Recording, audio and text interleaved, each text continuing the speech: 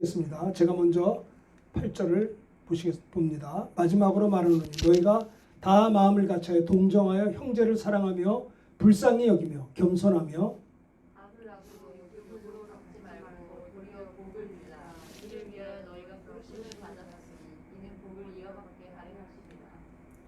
그러므로 생명을 사랑하고 좋은 날 보기를 원하는 자는 혀를 금하여 악한 말을 그치며 그 입술로 거짓말을 하지 말고 주의 눈은 의인을 향하시고 그의 귀는 의인의 간구에 기울이시되 주의 얼굴은 악행하는 자들을 대하시느니라. 아멘. 자, 우리 오늘 말씀의 제목은요, 한번 따라서 하시면 고맙겠습니다. 성도의 대인관계 권면.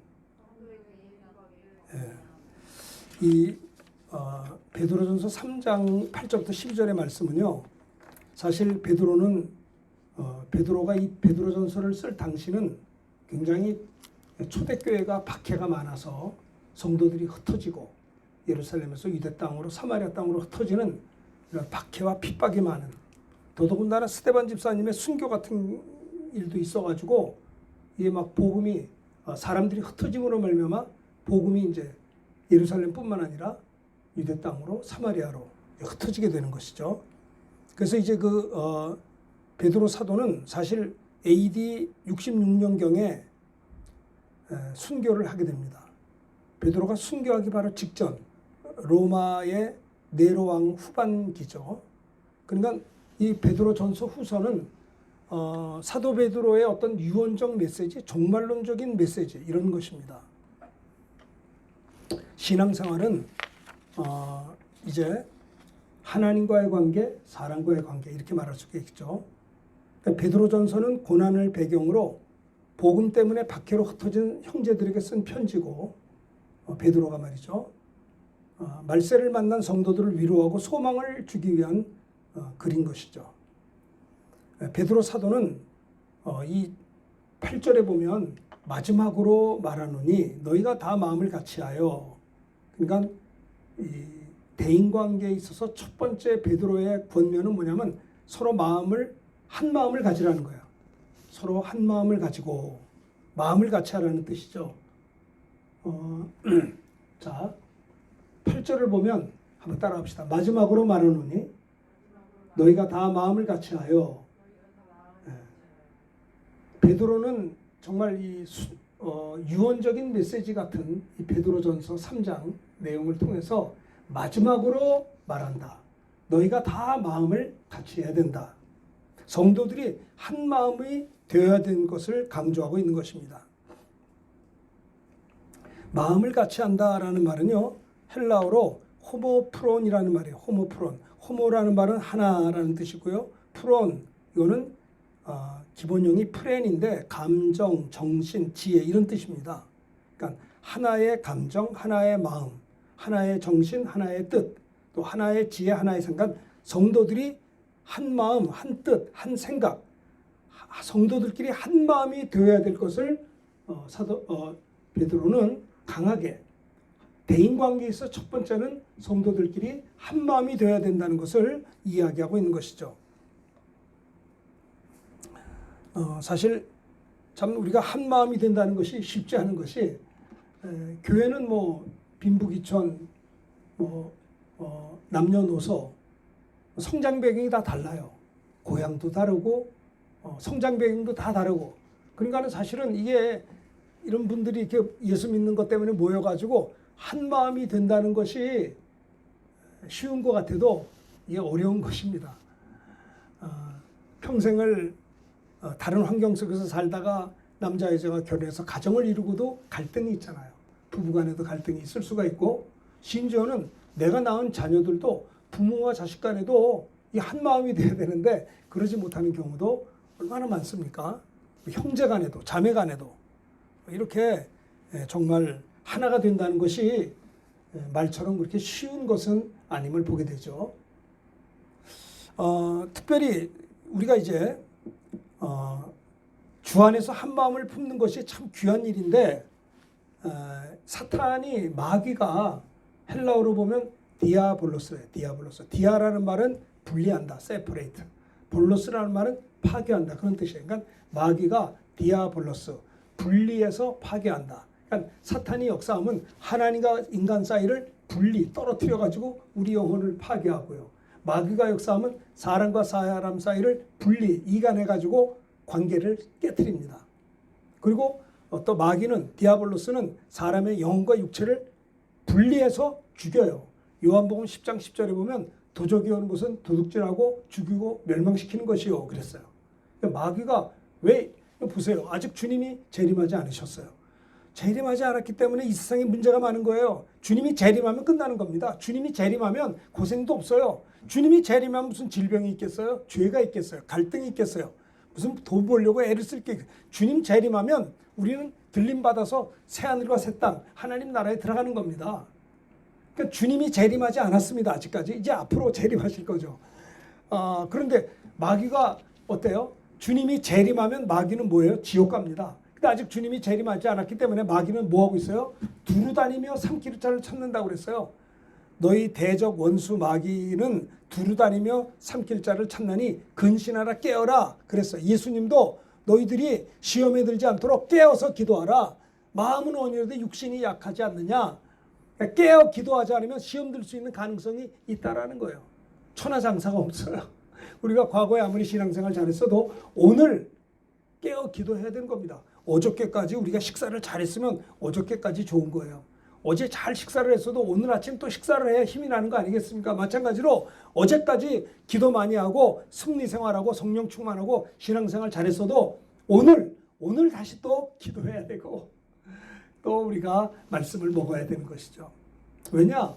마귀는 아직 지옥 가지 않고 주님 재림하신 날까지 이 땅에 그냥 살아요. 이렇게 눈에 보이지 않아요. 두루 다닙니다. 삼킬자를 찾고 있어요. 그렇습니다. 그래서 마귀는 디아볼로스, 하나님과 우리 사이를 분리해서 우리 영혼을 파괴하고 사람과 사람 사이에 이간해서 분리해서 원수 맺게 하고 관계를 깨뜨리고 사람의 영혼과 육체를 분리해서 도적질하고 죽이고 멸망시킨다라는 거 하는 겁니다. 그래서 사도 베드로는 정말 이 종말론적 신앙을 가지고 살아가는 성도들 향해서 마지막으로 말하는 너희가 마음을 다 같이 한 마음, 성도들끼리 한 마음이 되어야 된다는 것을 첫 번째로 이야기하고 있는 것이죠. 초대교회도 그랬습니다. 초대교회는 이제 이렇게 교회가 세워지고 성령 충만하고 3,000명, 5,000명 막 교회가 부흥하고요. 걷지 못한 자가 일어나 걸어가고 사도들의 손으로 거룩한 종 예수의 이름으로 막 능력이 나타나서 교회가 많이 부흥했어요. 그런데 교회가 부흥하면 부흥할수록 사탄이 가만히 있질 않아요. 박해와 핍박이 계속되는 겁니다. 사도 베드로를 비롯해서 사도들이 얼마나 감옥에도 갇히고 그야말로 심지어는 스데반 집사님 같은 경우는 복음 전하다가 돌에 맞아 죽는 순교의 피까지 흘리게 되었습니다. 그렇죠? 이러한 환난과 핍박 가운데 그들은 뒤로 물러서지 아니하고요. 사도행전 4장 29절부터 32절 우리 교독해 보겠습니다. 제가 29절 봅니다. 여기를 보시고요. 주여 이제도 그들의 위협함을 굽어보옵시고 또 종들로 하여금 담대히 하나님 말씀을 전하게 하여 주옵시며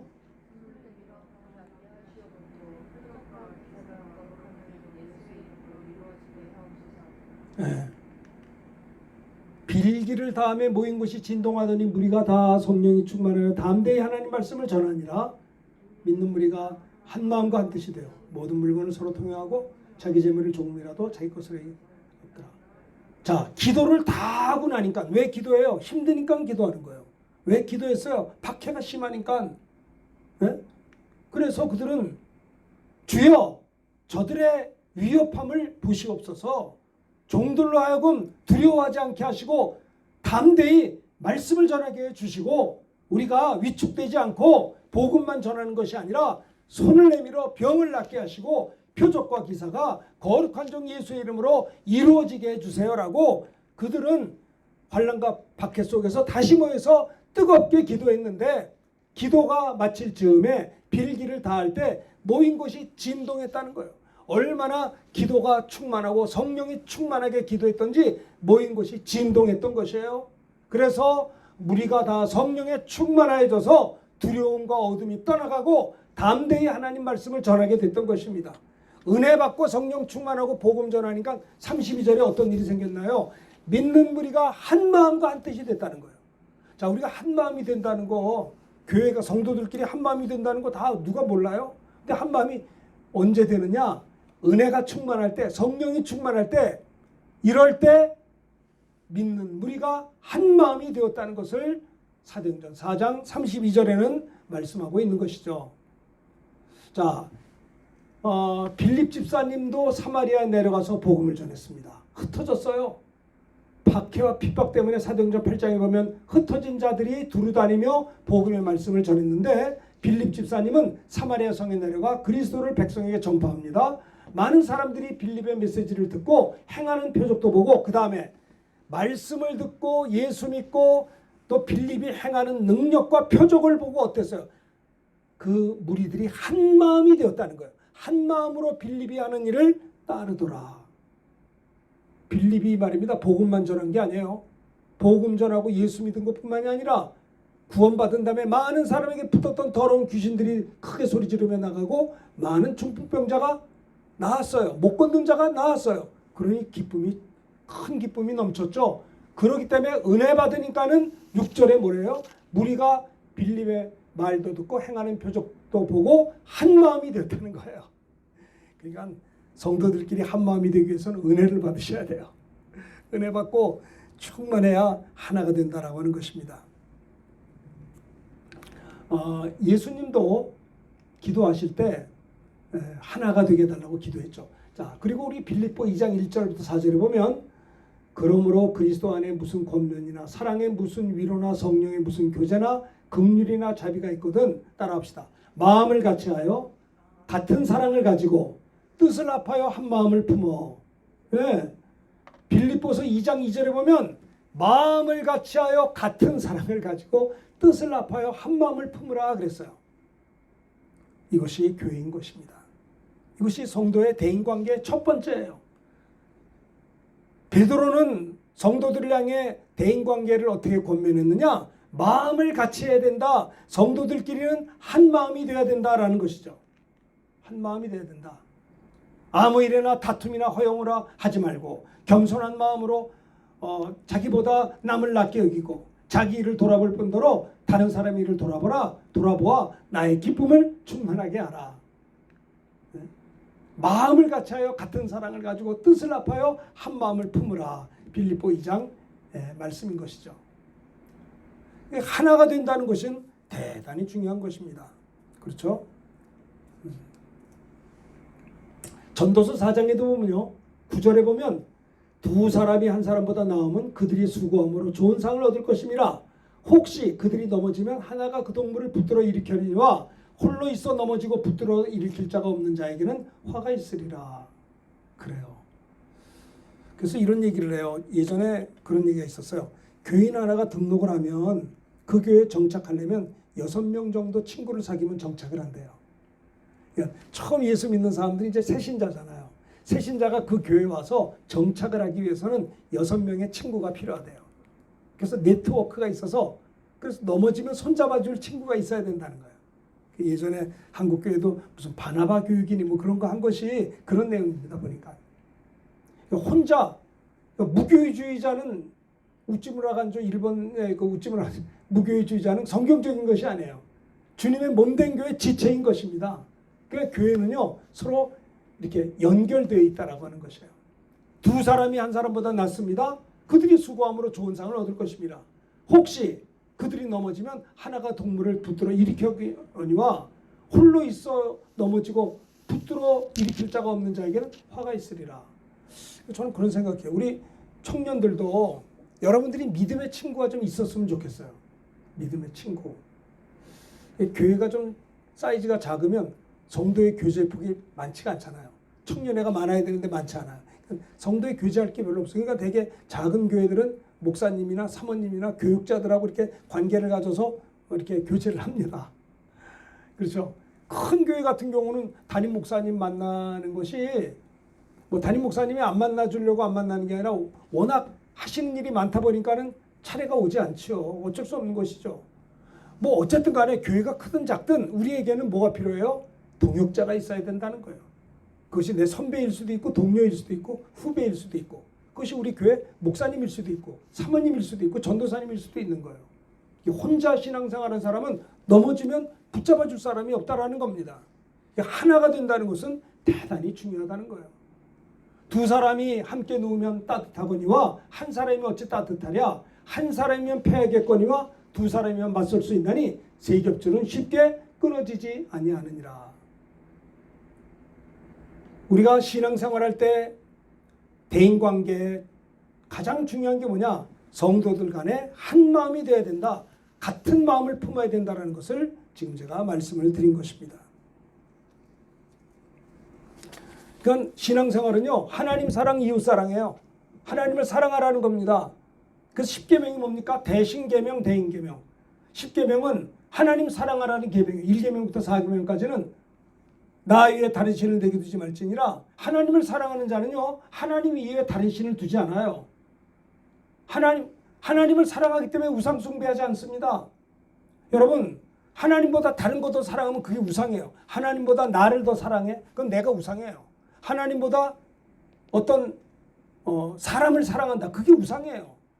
하나님을 사랑하는 자는 우상 숭배하지 않습니다. 하나님을 사랑하기 때문에 우상을 버리는 것이죠. 그죠?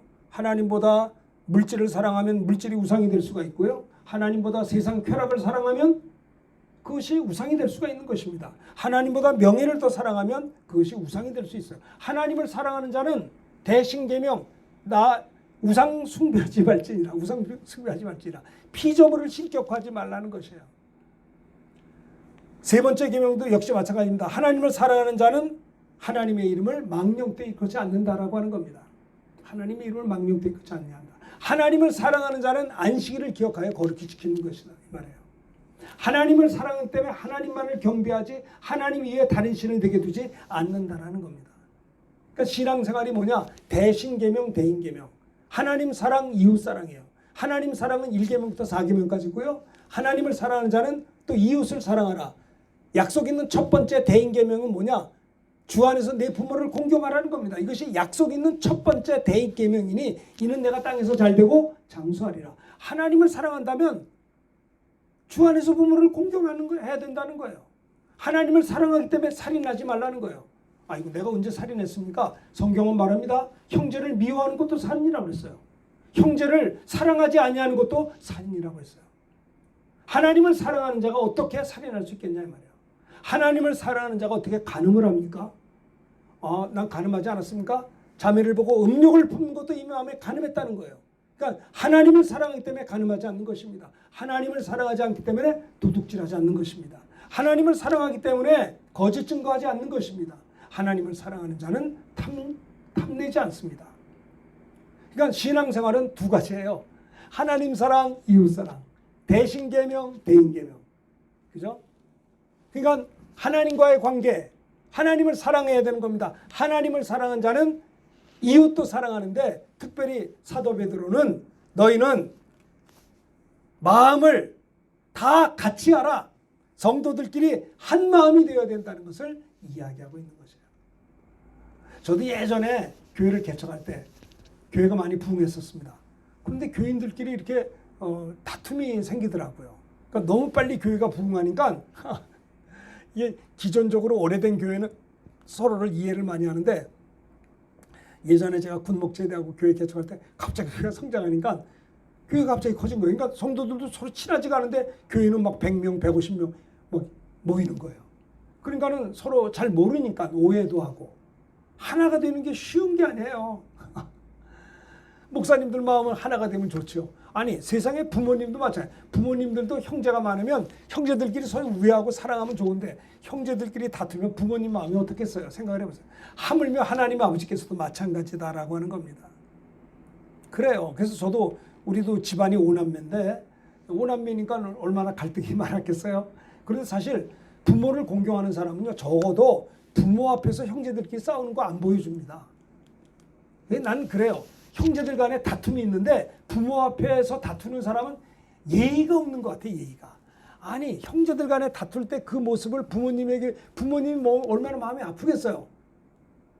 부모님을 존귀하게 여기는 사람은요, 형제들 간에 싸우도 야, 너 밖으로 나와. 밖에서 싸우고 부모님 앞에서 웃어야 되는 거예요. 왜? 그래, 부모님이 혹시 마음이 아플까 봐. 그렇죠? 세상의 부모님도 자기 자녀들이 하나가 되고 서로 사랑하고 서로 불쌍히 여기 서로 하나 도와주는 걸 얼마나 기뻐하겠냐 말이에요. 하물며 하나님 아버지께서 교회 안에 성도들이 서로 긍휼히 여기고 사랑하는 것이 하나님께 영광이 된다라고 하는 것입니다. 베드로의 대인관계의 첫 번째 권면은 뭐냐? 성도들끼리 한 마음이 되어야 된다. 마지막으로 말하니 너희가 다 마음을 같이 하라 그랬어요. 마음을 같이 하라. 한 마음 되라. 우리 예수님도 요한복음 17장에 주님이 죽으시고 부활하시고 승천하시기 전에 요한복음 17장 11절에 이 말씀을 했어요. 나는 세상에 더 있지 아니하오나. 그렇죠. 승천하신다 이 말이에요. 나는 세상에 더 있지 아니하오나 그들은 세상에 있어 없고 나는 아버지께로 가옵나니 거룩하신 아버지요 내게 주신 아버지의 이름으로 그들을 보존하사 우리와 같이 그들도 하나가 되게 하옵소서라고 예수님이 아버지 하나님께 기도했다니까요. 예수님도 육신을 입고 있는 동안에 기도하셨어요. 그렇죠. 밤이 맞도록 기도하셨다고요. 제자들을 선택하기 전에도 기도하셨고요. 죽은 나사로를 놓고도 아버지여 내 말을 항상 들으시는 것을 감사나이다. 예수님도 육신을 입고 있는 동안에 기도하신, 그분은 하나님이시지만은 하나님도 육신을 입고 있는 동안에 기도하시고 사셨어요. 아버지께 기도한 겁니다.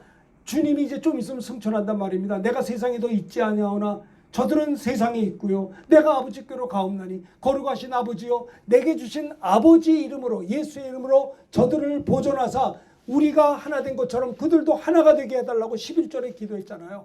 요한복음 17장 21절에 똑같은 말입니다. 내게 주신 영광을 내가 그들에게 주었사오니 이는 우리가 하나가 된 것 같이 그들도 저들도 하나가 되게 하려 함이니라. 그렇죠. 하나가 된다는 것. 이것이 대인관계의 가장 중요해요. 그러니까 가능한 한 우리가 교회 안에서든지 또 가족들끼리든지 어떤 모임이든지 아무쪼록 우리는 하나가 되려고 해야 된다는 거예요. 주 안에서 하나입니다. 주 안에서 그것도 성도들끼리 한 마음이 되어야 될 것을 베드로는 첫 번째로 권면한 것입니다. 두 번째는 뭐냐? 두 번째는 자 8절을 다 같이 읽어봅시다. 다 같이 한 목소리로 시작. 마지막으로 말하노니 너희가 다 마음을 같이하여 동정하며 형제를 사랑하며 불쌍히 여기며 겸손하며. 성도의 대인관계를 권면할 때 첫째는 마음을 같이하라. 성도들끼리 한 마음이 되어야 된다. 두 번째는 뭐예요? 성도들 간에 서로 동정하며 불쌍히 여기며 사랑해야 된다. 특별히 약한 자들에게는 긍휼을 베풀어야 될 것을 이야기하고 있는 것입니다. 마지막으로 말하노니 너희가 다 마음을 같이하여 동정하며 긍휼히 여기며 형제를 사랑하며 불쌍히 여기며 겸손할 것을 사도 바울은 두 번째로 성도의 대인관계를 권면하고 있는 것입니다. 아까도 말씀드렸습니다마는 교회라고 하는 것은 남녀노소가 모입니다. 빈부귀천이 있습니다. 각종 여러 가지 성장 배경이 다른 분들이 모인 자리입니다. 특별히 서울에서는요, 팔도의 분들이 서울에 올라오셔서 사는 지방의 특색이 각기 팔도가 다 다르잖아요. 그런 사람들이 모인 공동체가 교회예요. 오늘날까지 살아오면서 사랑받고 사는 사람도 있었고 상처받고 사는 사람도 있었고요. 고난당한 분도 있고 유복하게 자란 분들도 계세요. 그렇죠. 아주 성공적인 삶을 살아가는 분도 있고 굉장히 고난과 역경 속에 있는 분들도 모인 것이 교회라고 하는 것입니다. 너무너무 다른 형편에 우리가 함께하는 것이죠. 이럴 때 사도 베드로는 마음을 같이 할 뿐만 아니라 서로 긍휼히 여기라. 특별히 연약한 자들을 위해서 약한 자들에게 긍휼을 베풀 것을 이야기하고 있어요. 섬겨야 될 것을 이야기하고 있다라고 하는 겁니다. 정말 우리가 이 섬김에 있어서 예전에 제가 가정교회 컨퍼런스에서 휴스턴 서울교회, 지금 원로 목사님이 그 당시에는 담임 목사였던 최영기 목사님이 간증하는 걸 제가 들은 적이 있어요. 휴스턴 서울교회 가정교회 컨퍼런스 때 그 원장이 되시는 최영기 목사님이 어떤 설교를 하셨냐면요. 예수님이 이 땅에 왜 오셨느냐? 인자가 온 것은 섬김 받으려 함이 아니요 도리어 섬기려 하고 많은 사람들을 위해 대속물을 주려고 왔노라. 그러니까 예수님이 이 땅에 오신 이유가 뭐예요? 섬기기 위해서 왔다는 거예요. 너희는 내게 와서 배우라. 주님이 섬긴 것처럼 너희도 섬기라는 거예요. 나는 섬김을, 아니 예수님은 하나님이십니다. 예수님은 하나님의 아들이세요. 만왕의 왕이세요. 예수님은 마땅히 영광을 받으시기에 합당하세요. 그러나 그것을 다 보좌를 버리시고 우리를 어떻게 해요? 섬기러 오셨어요. 섬김을 받으러 온 것이 아니라 도리어 섬기려 하고 어느 정도 자기 목숨을 많은 사람들을 위해 대속물로 주기까지 섬기러 오셨다라고 하는 겁니다. 섬긴다, 서빙, 섬긴다. 내가 자매님을 섬긴다. 자매님을 잘 도와드리고 위로해드리고 그리고 이해해드리고 섬기는 거죠. 그리고 기도해드리고 그 섬기는 거예요. 그런데 그 최영기 목사님 이런 얘기를 해요. 자기는 섬김에 대해서 가만히 생각, 뭐 어떻게 하면 내가 섬기는 자가 될 수 있을까? 이제 여기에 대해서 설교를 하시면서 했던 게 기억이 납니다. 그분 그 휴스턴 서울교회는 휴스턴의 실리콘밸리 쪽에 연구소가 있는 그런 때 교회인 것 같아요. 그래서 교회 안에서도 연구소 사람들이 많이 옵니다. 박사들이 많이 오는데 집사님 중에 한 분이 실리콘밸리 연구소의 박사예요. 근데 그분이 거기서 일을 하시면서 실리콘밸리 연구소에서 휴스턴에서 본부장이 됐다는 거예요. 본부장. 근데 본부장은요, 미국은 솔직히 파이트 칼라, 그 백인 우월주의가 은근히 있어요. 그래서 사실 황인종들은 미안하지만 별 대접이 잘 안 됩니다. 그래서 그 실리콘밸리 그 연구소에 있으면서도 본부장만큼은 백인이었다는 거예요. 백인들만 본부장을 했지 아무리 실력이 있어도 황인종은 안 된다는 거예요. 그런데 그 집사님은 한국 사람이에요. 황인종이에요. 그런데 그분이 어느 날 거기 연구소에 본부장이 된 거예요. 그 담임 목사님이 너무 놀래가지고, 아니 집사님 전통적으로 백인이다 본부장인데 어떻게 당신이 본부장이 됐냐고. 무슨 어떻게 했냐. 저는 뭐 목사님 특별히 뭐 내게 주어진 본분 열심히 하고 이 연구소에서 열심히 일하고 연구한 것밖에 없는데, 자기 한 가지 보관이 있었대요. 자기는 여기 연구소에서 오늘날까지 일해오면서 한 가지 특징이 뭐냐. 내가 누구를 만나든지 나를 만나는 사람을 도와드리고 섬겨드리고 성공시키는 데 집중했다는 거예요. 그래서 그렇게 어떤 누구를 만나든지 섬기고 도와드리고 이해하고 어떻게 하면 나 때문에 저분을 좀 이렇게 성공시킬 수 있는가에 대해서 집중하고 자기는 그렇게 살았다는 거예요. 왜? 주님이 섬기라고 했기 때문에. 그렇게 하다 보니까 어떻게 자기가 황인들이 처음으로 그 연구소의 본부장이 된 그 자리까지 올라오게 되었다는 거예요. 그러면서 그 최 목사님이 하신 말씀이, 섬김이 뭡니까? 내가 자매를 섬긴다. 뭐예요? 나 때문에 자매가 성공해야 되는 거예요. 그게 섬김이에요. 자매가 나를 섬기려면 어떻게 해요? 자매 때문에 내가 성공해야 되는 거예요. 누구를 만나든지 성공시켜드리는 거예요. 근데 사람들은 저 사람을 이용해요. 그러면서 제가 예전에 조영기 목사님이 석세스 클럽에서 그 실업인들을 모아놓고 설교했던 게 기억이 나요. 그분이 이런 설교를 했어요. 참 많은 메시지 다 잊어버렸는데 하나 딱 기억나는 거는, 그 실업인들에게 하는 말이, 여러분들이 기업을 운영하면서 성공의 비결을 알려드리겠습니다. 성공의 비결이 뭐냐? 여러 기업인들 CEO들이요, 잘 들으시오. 여러분들 때문에 소비자를 성공시키십시오. 소비자를 성공시킨 사람이 성공자라는 거예요. 돈을 많이 번 사람이 성공자가 아니라 내가 이 기업을 만듦으로 말미암아 많은 소비자들이 혜택을 받고 성공하면 그 사람 기업이 성공한 기업이라는 거예요. 그 얘기가 생각이 나요. 그 섬김 아닙니까? 우린 예수님 때문에 우리 구원받았어요. 지옥 갈 수밖에 없는 우리들, 용서받을 수 없는 우리들이 예수님이 십자가에 못 박혀 피 흘려 죽으시기까지 섬김으로 말미암아 그 피의 은혜로 내가 구원받은 거, 영생 얻고, 이거보다 더 큰 성공이 세상에 어디 있겠어요. 그 너희도 하나님의 미랄이 돼서 땅에 떨어져 죽으면 많은 열매를 맺게 된다는 것이에요. 섬기러 예수님은 오신 것입니다. 어떻게 하면 섬길 수 있을까? 부모님들은 어떻게 하면 자녀들을 섬길 수 있을까? 부모님들은 어떻게 하면 자녀들을 성공시킬 수 있을까? 신앙적으로나 모든 면에서. 또 자녀들은 어떻게 하면 내 부모님을 건강하게 또 여러 가지 면에서 성공시켜 드릴 수 있을까? 섬길 수 있으셔야 된다는 거예요. 어떻게 하면 내 아내를 내가 성공시킬 수 있을까? 아내들은 어떻게 하면 남편을 성공시킬 수 있을까? 그렇죠? 그겁니다. 그것이 섬김인 것입니다. 대인관계 첫 번째는 성도들끼리 한 마음이 되고, 두 번째는 연약한 자들에게 긍휼을 베풀어서 그들을 일으켜 세워야 된다고 하는 것이에요. 섬기라고 하는 것입니다. 이것이 베드로의 두 번째 대인관계의 권면인 것이죠. 약한 자들에게 긍휼을 베풀어야 된다. 그렇습니다. 사실 우리가 하나가 되기가 쉽지 않은 것이, 우리는 오해하기가 쉬워요. 예를 들어서 부부간에도 뭐 중매에서 이렇게 연애하다가 결혼했다고 합시다. 그럼 예를 들어서 그 형제는 형제가 많은 집에서 컸어요. 좀 와일드하게. 또 이 신부는 어떻게 컸냐면 딸들이 많은 집에서 좀 부드럽게 컸어요. 그 스타일이 다 달라요.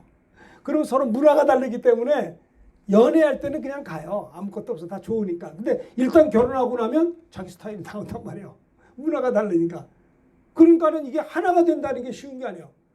여자들 많은 그 문화에서는 이런 게 별로 무례한 일이 아닌데, 남자들이 많은 그 문화 속에서 그게 무례할 수 있거든요. 굉장히 오해할 수 있는 거예요. 무슨 말인지 이해가 되세요? 그래서 이게 성도들끼리 한 마음이 되어야 된다는 것은 이론적인 것이 아니라 실질적으로 저분을 이해해 드려야 돼요. 저분의 성장의 배경과 그 과정에 대해서 우리가 이해해 드리고 어떻게 하면 저를 섬길 수 있어야 된다라고 하는 거예요. 한 마음이 되어야 된다는 거. 이거는 거저 되는 게 아닙니다. 서로 잘 섬길 수 있으셔야 돼요. 자, 그렇습니다. 신앙생활은 하나님과의 관계, 대신관계, 이웃과의 관계, 대인관계입니다. 오늘 베드로 사도는 베드로 3장 8절에서부터 성도의 대인관계에 대해서 세 가지로 권면하고 있는데, 첫째는 뭐라고요? 마음을 같이하여 성도들이 한 마음이 되어야 된다는 거, 사탄이 틈탈 수 없을 정도로 하나가 되어야 된다는 겁니다.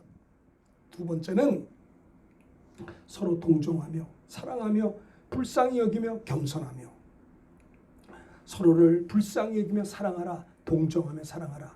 특별히 약한 자에게 긍휼을 베풀 수 있어야 된다는 것을 이야기하고 있는 것입니다. 그래요. 은혜를 베풀려고 할 때 은혜 받는다는 거 아세요? 우리가 잘 아는 사마리아에 서는 사마리아 사람들의 비유를 잘 아시죠?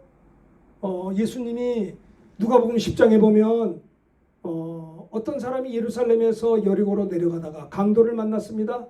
강도들이 그 옷을 벗기고 때려 거반 죽게 돼버린 걸 버리고 가버렸어요. 제사장이 지나가다가 피하여 갔습니다. 레위인도 지나가다가 피하여 지나갔습니다.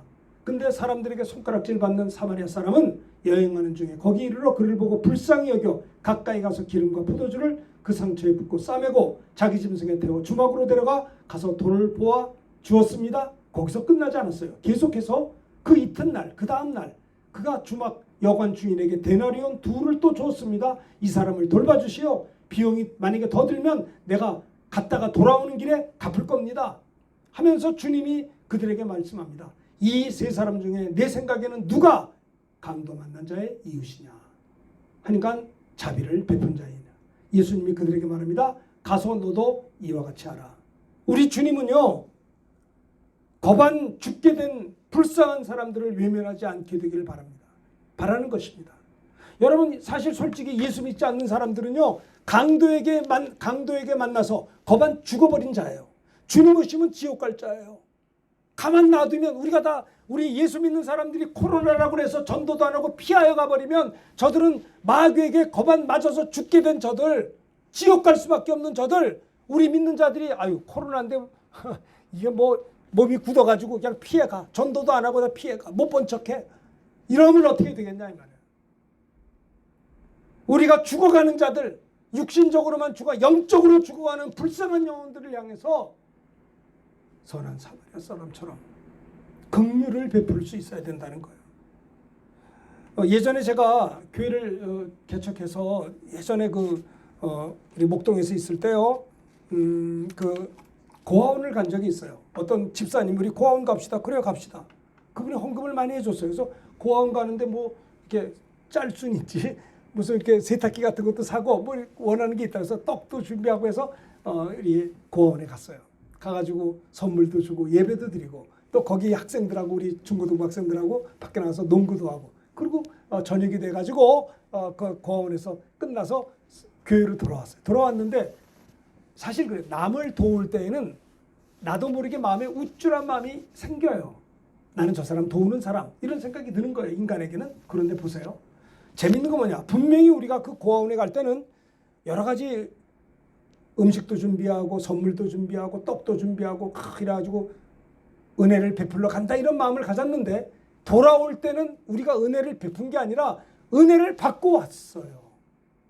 성경은 이야기합니다. 긍휼히 여기는 자는 복이 있나니 저희가 긍휼히 여김을 받을 것이요.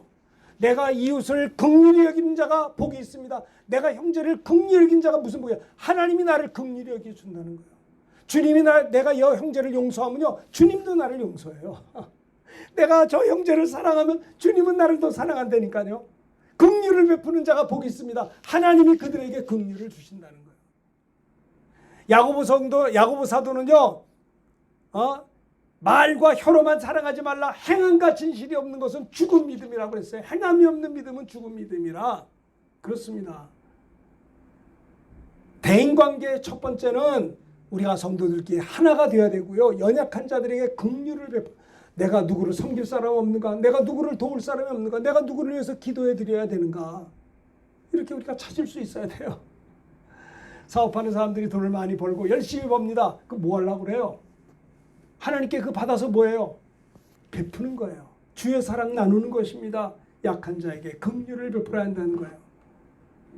예전에 우리가 잘 아는 이랜드 박성수 사장께서 1979년도에 2평짜리 옷가게를 저 신촌 쪽에서 옷가게를 시작했어요. 2평짜리 옷가게입니다. 그게 이랜드가 출발한 가게예요. 1979년 서울대 졸업하신 박성수 회장이 그때는 뭐 청년이었죠. 1979년이니까. 그러면서 목사님을 모시고 예배를 드렸어요. 예배를 드리면서 개업 예배를 드리면서 그런 예배를 드렸대요. 하나님 아버지, 지금 우리가 출발하는 것은 2평짜리 작은 옷가게지만은 하나님 아버지 이게 이제 전세로 만든 옷가게지만은 여기서 나온 소득의 11조를 하나님께 드릴 뿐만 아니라 온전히 성수주의를 할 것이며 그리고 내가 물질이 많이 생기는 거 가지고 세계 선교를 위해서 일하겠습니다라고 서원하며 기도했다는 거예요. 그것이 오늘날 이랜드 회사예요. 아시겠어요? 우리가 무엇을 하는 게 중요해요. 내가 이 사업의 목적이 뭐냐 이 말이에요.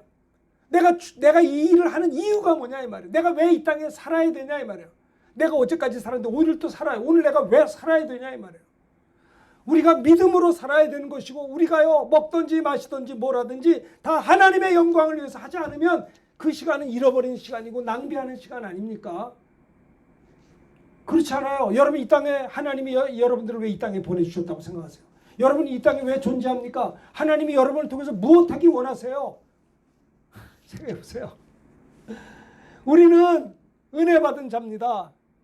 강도에게 맞아 거반 죽어가게 된 우리들 주님이 살려주셨어요. 십자가 피로 내가 구원받고 용서받고 하나님 자녀 되고 성령도 부어주셨어요. 권능도 주셨어요. 그 내가 이렇게 살아났으니 아직까지도 강도에게 맞아 거반 죽어가게 돼 있는 많은 불쌍한 영혼들에게 복음 전해야 되고 병든 자 있으면 기도해서 고쳐야 되고 어려운 자 있으면 긍휼을 베풀 수 있어야 된다는 거예요. 예수의 이름으로 한 것만이 영광의 면류관이에요. 오늘날에 많은 사람들이 뭐 수재를 당한다. 홍수나면 수재민들 나오잖아요. 그러면 이제 뭐 조선일보 그 1면에 아무개 회장이 뭐 5개 헌금을 했습니다. 사진이 헌금이 많을수록 사진이 커. 그래가지고 나와요. 물론 이해는 해요. 그렇게 해야 또 붐이 돼가지고 수재금 받아가지고 나눠줄 거 아니에요. 이해는 하는데 여러분 내 이름 석자가 드러나면 뭐 안 하는 것보다 낫지만 상은 없어요. 이미 받은 거예요. 너희가 내 이름으로 한 것이 하늘에 기뻐하고 즐거워 하늘에 더 상이 크다는 것입니다. 아시겠어요? 우리가 예수 믿고 구원받고 성령 받은 거 감사한 일입니다. 그러나 예수 믿고 성령 받은 우리의 나머지 여생 어떻게 살았는가가 어떻게 하나님의 영광을 위해서 주를 위해 쓰임 받았느냐가 영원한 영광의 면류관에서 받을 영원한 면류관이 결정되어지기 때문에 우린 조금 더 살려고 하는 거예요. 여러분 하루하루 이렇게 뭐 어떠세요? 하루하루 사는 길에 매력이 있어요. 이렇게 하루하루 사는 겁니다. 하루하루 살다 보면 1년 지나고 10년 지나고 20년 지나고 30년 지나고 언젠가 주 앞에 서는 거예요. 나이가 들면 들수록 몸이 조금 더 불편해지죠. 이렇게 하루하루 버티면서 건강을 유지하면서 왜 살아요? 주를 위해서 쓰임 받으려고 사는 것입니다. 아무리 내가 그림을 잘 그리고 화가라 할지라도요, 이 미술의 달란트가 주를 위해서 쓰임 받지 못한다면 아무짝에도 쓸데없는 거라고 저는 생각해요. 하나님이 내게 은사를 준 것은 주를 위해서 사용하라는 것이에요. 긍휼을 베풀 수 있어야 되는 것입니다. 주는 자가 받는 자보다 복이 있는 것입니다. 받는 자도 복이 있어요. 누가 뭐 주면 좋아요. 마음이 기뻐요. 잠바 준다니까 기분이 좋다고. 근데 내가 주면 더 좋다니까요. 아시겠어요? 네? 아니 그 소리 안 한 것보다 한 게 낫잖아. 사람들이 얼굴이 환해지잖아. 아니 예배 시간에 저렇게 환해지지 예배 끝나고 준다니까 더 활짝 펴. 야 이건 뭐야? 이해는 해요. 근데 받을 때 기쁜데요. 줄 때는 더 기쁘다니까요. 줘봤어야지 알지. 줘봤어야지. 아시겠어요? 아니 주면은 아까울 것 같지? 아니에요. 줄 때 진짜 기뻐요. 한번 해보세요. 아마 자매도 기뻤을 거예요. 아 이거 정말 기분이 신났을 거라고. 얼굴 활짝 폈더라고 보니까. 진짜 그렇다니까요. 왜냐면 그 주님의 성품이에요. 그것이. 아니 줄 수 있다는 것은 뭐 하나님이 주셨기 때문에 주죠. 주고 싶어도 뭐 있어야 주지. 하나님께 받은 게 있어야 주죠. 내가 능력을 받아야 능력을 주죠. 그렇죠? 권능을 받아야 내가 복음이 있어야 복음을 줄 거 아니요. 내게 기쁨이 있어야 기쁨을 주지. 그러니까 기쁨을 줄 수 있는 사람은요 이미 하나님께부터 기쁨이 있는 받은 자들이라 이 말이에요. 근데 기쁨을 아무리 신의 은사가 있어도요 아픈 자에서 기도할 때 병이 나서 기도해놓고도 진짜 났어 이거 낫다고 기도해놓고도 기도해 준 사람은 깜짝 놀라요. 정말 안 잡고. 그래 인간이 그래요. 그런데 손은저 기도했는데 병이 났어요. 그럼 나는 기도해요. 야 기도는 이렇게 응답인데 너는 왜 기도 안 하니? 그런 찔림이 와요. 뭐 기도해 주는 사람이라고 뭐 모든 게 다 되는 겁니까? 안수 기도한다고 해서 그 목사님 100% 100점입니까? 그렇지 않아요. 목사님들이 안수해서 병이 났을 때도 목사님도 부족한 사람이요. 그러니 안수해서 병이 났을 때 아 기도는 응답인데 너는 왜 기도 안 해? 라는 소리가 들린다니까요. 아 나도 아팠지. 내 병도 떠나가라. 기도한다니까요. 주는 자가 받는 자보다 복이 있는 것입니다. 대인관계 첫 번째가 뭐라고요? 성도끼리 한 마음이 돼야 돼요. 한 마음이 되려면요. 예배 끝나고 자꾸 만나서 얘기를 해야 돼요. 집에 가지 말고. 그래야 서로 알아야 하나가 될 거 아니에요. 그죠? 한 마음이 돼야 돼요. 교제를 해야 돼요. 마음을 같이 하고 두 번째는 약한 자에게 긍휼을 베풀어야 된다는 거. 특별히 연약한 자들은 조심해야 됩니다. 그들은 상처가 많아요. 저도 실수를 많이 해요. 나는 내 관점에서 막 얘기했는데 이 부족한 윤 목사 때문에 성도들이 말 들으면서 상처받을 수가 있는 거예요. 난 몰랐어요. 근데 나는 내 스타일로 막 했어. 근데 그분은 나하고 달라. 그럼 내가 그분을 이해하고 내 스타일대로 하면 안 되죠. 저분의 아픈 마음 상처받는 걸 배려해서 그 말을 이렇게 잘 해야지. 나는 그냥 뭐 내 스타일대로 막 쫙쫙 나가서 아무 하자가 없어요. 그냥 했어요. 근데 듣는 사람은 이미 마음이 약하고 상처가 있기 때문에 제가 막 과감하게 한 얘기도 상처가 될 수 있다라고 하는 거예요. 어떻게 해요? 그래서 연약한 자들을 잘 섬기고 이해하고 긍휼을 한 마음을 가지고 나아가야 되는 것입니다. 내 입장에서만 말하고 내 입장에서 행동했던 걸 우리는 반성할 수 있어야 돼요. 마음을 같이하여 서로를 동정하며 사랑하며 불쌍히 여기며 겸손할 것을 사도 베드로는 두 번째로 권면하고 있다라고 하는 것입니다. 자, 사도행전 20장에 보면 주는 것이 받는 것보다 복이 있다 하심을 기억하여 할지니라. 주는 자가 복이 있다라고 하는 것을 사도행전 20장에 말씀했고요. 긍휼히 여기는 자는 복이 있습니다. 내가 긍휼히 여겼는데 내가 하나님의 긍휼함을 얻게 된다라고 하는 거예요. 주는 자에게 하나님 더 크게 축복한다는 거죠. 예수님이 오신 것은 섬기려 하고 오셨다. 이웃을 성공시킨다는 겁니다. 자, 이제 마지막으로 세 번째입니다. 성도의 대인관계 세 번째 권면이 뭐냐? 자, 9절입니다. 9절 다 같이 우리 한 목소리로 함께 봉독을 하시겠습니다. 시작. 악을 악으로 욕을 욕으로 갚지 말고 도리어 복을 빌라. 이를 위하여 너희가 부르심을 받았으니 이는 복을 이어받게 하려 함이시니라. 세 번째 대인관계의 권면이 뭐냐? 악을 악으로 갚지 말고 도리어 복을 빌라. 악을 행하는 자라도 어떻게 해요? 도리어 축복해야 된다는 거예요. 이런 설교를 들으면 뭐예요? 안 하는데. 해야 돼, 하시란 말이에요. 여러분들을 힘들게 했던 분들 있잖아요. 여러분들에게 욕을 끼쳤던 분들 미워하지 마세요. 불쌍히 여겨주시고 도리어 뭐예요? 복을 빌라는 것입니다. 이런 것을 설교를 하고 듣는 게 중요한 게 아니라 그대로 하는 게 중요해요. 그렇죠? 여러분 예수님의 기도도 십자가에서 그 기도를 하셨어요. 예수께서 기도하십니다. 아버지여 저들을 사하여 주옵소서. 자기들이 하는 것을 알지 못함이니이다. 예수님은 십자가에 돌아가시면서 아버지여 저들을 용서해 주십시오. 저들이 하는 것을 저들이 알지 못합니다. 악을 행하는 자라도 주님은 축복해 주셨다는 거예요. 용서를 구하고 기도해 줬다는 것입니다. 우리가 잘 아는 스데반 집사도 마찬가지죠. 사람들이 돌로 스데반을 쳤습니다. 스데반이 돌에 맞아 피투성이 돼서 부러져 피투성이 돼서 죽어가면서 기도합니다. 주 예수여 내 영혼을 받으시옵소서. 무릎을 꿇고 크게 불러 이르되 주여 이 죄를 그들에게 돌리지 마옵소서. 이 말을 하고 자니라 죽었다는 거죠. 순교 바로 직전에서도 악을 악으로 갚지 않고 도리어 복을 빌었다는 겁니다. 악을 행하는 자라도 축복해야 된다. 대단히 중요한 거예요. 해보세요.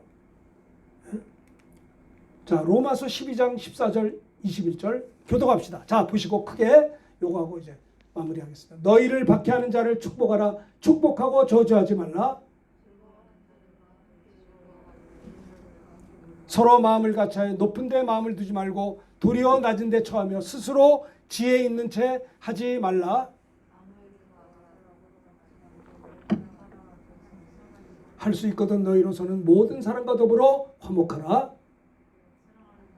너희가 친히 원수를 갚지 말고 하나님의 진노하심 맡기라. 기록되었을 때 원수 갚는 것이 내게 있으니 내가 갚으리라고 주께서 말씀해. 내 원수가 줄이거든 먹이고 목마르거든 마시게 하라. 그리함으로 내가 숯불을 그 머리에 쌓아 놓으리라. 아멘. 자, 이 로마서 12장은요. 12장은 그러므로 사랑하는 형제들아 내가 하나님의 자비하심으로 너희를 권하니 너희 몸을 하나님 기뻐하시는 거룩한 산제로 드리라. 이는 너희의 영적 예배니라. 그러므로 너희는 너희의 몸을 하나님 앞에 산 제물로 드리라. 하나님 앞에 헌신하라. 이것이 너희가 드릴 예배다 라고 말씀한 다음에 로마서 12장 14절 이하에서는 대인관계를 또 이야기합니다. 너희가 그 큰 은혜 받았으니 헌신할 뿐만 아니라 너희를 박해하는 자를 어떻게 축복하라는 거예요. 축복하고 저주하지 말라는 거예요. 많은 사람들은요. 누가 나 나쁘게 하고 해꾸지하면요. 축복하지 않아요. 그거 잘못되길 바라요. 저주합니다. 그러지 말라는 거예요. 너희를 박해하는 자를 축복하라. 축복하고 저주하지 말라. 잘 보세요. 믿는 자는 멸망치 않고 영생 얻어요. 그렇죠? 예수 믿으면 영생 얻죠? 근데 안 믿으면 영생 못 얻어요. 그렇죠? 잘 보세요. 너희를 박해하는 자는 축복하라. 축복하면 여러분 하나님 앞에 축복받습니다. 축복하고 저주하지만 하면 안 된다는 거예요. 우리는 즐거워하는 자들과 함께 즐거워하고 또 즐거워하는 사람 앞에서 즐거워도 안 해. 누가 즐거워하면 막 샘이 나가지고 그러면 안 돼. 즐거워하는 자들과 함께 박수치고 함께 즐거워하고 우는 자들과 함께 울고 서로 마음을 같이하여 높은 데 마음을 두지 말고 도리어 낮은 데 처하며 스스로 지혜 있는 채 하지 말라. 아무에게도 악을 악으로 갚지 말고 모든 사람 앞에 선한 일을 도모하라. 할 수 있거든 너희로서는 모든 사람과 더불어 어떻게 해요? 화목하라는 겁니다. 그리고요. 주님 말씀에 내 사랑하는 자들아 너희가 친히 원수 갚지 말라. 그리고 하나님의 진노함에 맡겨라. 기록되었을 때 원수 갚는 것이 내게 있으니 내가 갚으리라고 주께서 말씀하시느니라. 잘 보세요. 여러분들이 어떤 사람은 누가 원수를 자꾸 갚아. 에? 그러지 말라는 거야. 옛날에 우리 어렸을 때 중국 영화 보면요. 맨 원수 갚는 게 많이 나와요. 어떤 아이가 아버지가 죽었어요. 억울하게 죽었어. 근데 이 아이는 살았어요. 그 아이가 막 아버지 죽은 게 막 억울해가지고 막 하다가 피눈물 흘리고 어린 시절 보내다가 소림사에 가가지고 무술 공부해가지고 원수 갚는 게 이 중국 영화야. 여러 중국 맨 중국 영화는 보복하는 거더라고요. 우리 어렸을 때 봤을 때 기억이 나는 게 그게 많아요. 근데 성경은 그렇게 얘기하잖아요. 내 사랑하는 자들아 너희가 친히 원수를 갚지 말고 하나님의 진노에 맡겨버려라. 기록되었을 때 원수 갚는 것이 하나님께 있으니 하나님이 갚으리라고 주께서 말씀하시니라. 그 우리가 뭐예요? 내 원수가 줄이거든 먹여줘라. 목마르거든 마시게 하라. 그리함으로 내가 그 숯불을 머리에 쌓아놓으리라. 악에게 지면 안 된다. 선으로 악을 이기라는 것입니다. 이게 승리의 비결이에요. 이게 대인관계 마지막 세 번째인 것입니다. 베드로가 말하는 대인관계 첫 번째는 뭐라고요? 성도들끼리 한 마음이 돼야 된다는 거. 두 번째는 연약한 자에게 긍휼을 베풀 수 있는 거. 이것이 두 번째 대인관계고요. 세 번째는 뭐예요? 악을 행하는 자라도 축복해야 된다는 게 이게 바로 세 번째 권면인 것입니다. 아무쪼록 오늘날에 나는 그래요. 성도가 성도다워야 된다는 거예요. 성도는 세상 사람과 똑같을 수가 없는 거. 우리 하나님의 자녀입니다. 구원받은 자들이고 주님의 사랑받은 자고 주님 아니 1만 달란트 탕감받았는데 우리가 용서 못할 자가 어디 있겠어요. 내가 얼마나 큰 용서를 받았는데 얼마나 큰 사랑받았는데 나눠야 될 거 아니에요. 여러분 성도들은 성도다움 교회는 교회다워야 되고 그 핵심이 뭐냐 우리가 하나가 되려고 해야 되는 거야. 사실 그래요. 우리는 북한도 마음에 들질 않아요. 얼마나 거짓말을 많이 해. 70년 동안 얼마나 피곤하게 우리를 괴롭혔어요. 아니 일본은 또 말할 것도 없어요. 우리 옛날 할아버지 할머니 얘기 들어보면 일본 사람들이 얼마나 해꾸지했어요. 그래도 우리는 어떻게 해요? 북한을 미워하는 게 아니고 일본도 그런 게 아니고 불쌍히 여기고 도리어 축복해주고 가서 복음 전해야 돼야 된다라고 하는 겁니다. 이것이 성도의 대인관계의 핵심이라는 걸 알아야 돼요. 우리 그리스도인들은요 용서 못할 자가 없는 것입니다. 사랑하지 못할 자가 없는 것입니다. 여러분의 삶 속에서 여러분들을 힘들게 하는 자가 있으셨습니까? 그들을 불쌍히 여기십시오. 그리고 도리어 복을 빌며 기도해 주십시오. 기회가 되면 복음도 전하십시오.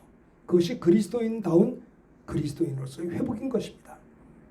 우리 성도들끼리 하나가 되고 연약한 자들을 잘 섬기고 긍휼히 여기고 돌봐주고 섬기고 세 번째는 원수까지도 사랑하고 도리어 축복할 때 여러분 거침없는 하나님이 기뻐하는 대인관계 통해서 큰 은혜를 받게 될 것입니다. 오늘 이 세 가지의 말씀을 잘 기억하시고 이번 한 주간 사는 동안에 우리가 주 안에서 하나가 되고 서로 긍휼히 여기며 기도해 주시고 혹시 여러분들의 눈에 가시같이 악을 행하는 형제가 있다 할지라도 대적하지 말고 불쌍히 여기고 축복하는 한 주간이 되시기를 간절히 바라겠습니다. 오늘 이 말씀 드는 걸 생각하면서 찬송가 222장 찬송하겠습니다. 찬송가 222장 부르면서 우리 말씀 드는 걸 기억하면서